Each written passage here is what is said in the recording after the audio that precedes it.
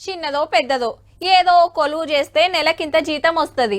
చిట్టీలు బడి ఫీజులు కట్టి సరుకు సోదలు తెచ్చి పెడితే ఏ తిప్పలు లేకుండా బతకొచ్చు. సర్కార్ నౌకరైతే ఇక రందే ఉండదు. ప్రైవేట్ కొలువులు చేస్తోళ్ళు ఇంకో పార్ట్ టైం కొలువు సుతా చూసుకుంటారు. పైకం ఎక్కువ సంపాదించాలే, పిల్లలు పెద్దగైతుండ్రు అని.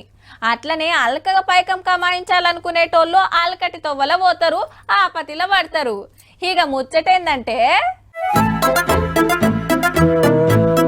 ఉత్తుత్తి పత్తి గింజలు మోసుకొస్తున్న ఉత్తములీళ్ళంతా కొమ్రంబి మాసిఫాబాద్ జిల్లా రైతులకు అంటగడదామని 2 కార్లల్లా 20 బ్యాగుల్లా 4 క్వింటాల నకిలీ ఇత్తనాలు తీసుకొస్తుంటే పోలీసులు పట్టుకున్నారు. కర్నూలు నుంచి తీసుకొస్తున్న 2 వెహికల్స్ తీసుకొస్తున్నారు. దీని విలువ సుమారుగా 12 లక్షల రూపాయల వరకు ఉంటుంది.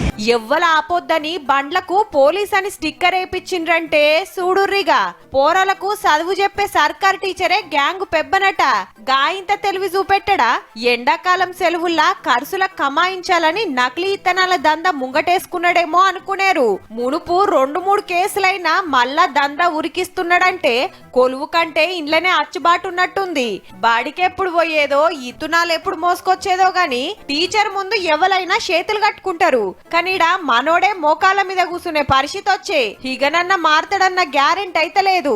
అన్నదాతలను ఆగం పట్టిస్తున్నోళ్లను గట్టిగానే అరుసుకోండ్రి సార్లు.